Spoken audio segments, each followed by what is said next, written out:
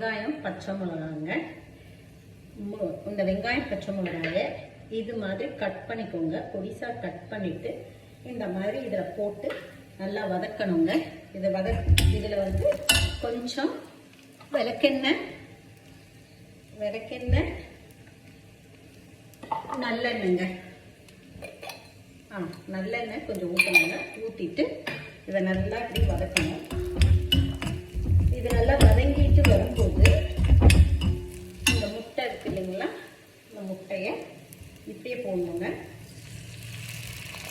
கலக்கிடக்கூடாது. கலக்கினா அந்த முட்டை பொரியலோட டேஸ்ட் வந்து பர்ஃபெக்டாக வராதுங்க. அதனால கொஞ்சம் இப்படியே கொஞ்சம் வேகணும். இந்த முட்டை வந்து ரொம்ப டேஸ்ட்டாக இருக்கும். ரசம் சாதத்துக்கு எல்லாருக்கும் இந்த முட்டை பொரியல் இதை எடுத்திங்கன்னா இது அழகாக வருங்க. பார்த்தீங்களா, இப்படி வரும்.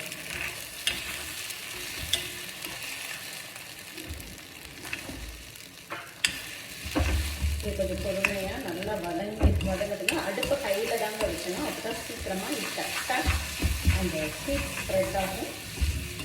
இதை நல்லா உருண்டு கொஞ்சம் ஆயில் போட்டுக்கணுங்க. சைடில் ஆயில் போட்டுட்டு சட்டியில் விட்டாமல் இது பண்ணணும். இப்போ நல்லா இந்த இது வந்து இப்படி உருண்டு வரணுங்க. இந்த டெக்ஸ்சர் வரணும், உருண்டு வரணும். இப்போ இந்த ஸ்டேஜில் பெப்பர் கொஞ்சம் போட்டுக்கோங்க. பச்சை மிளகாயை குறைச்சிக்கோங்க.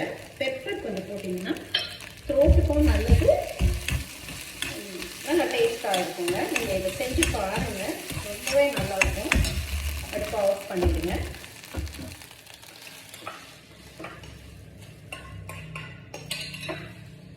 முட்டை பொரியல் ரெடிங்க.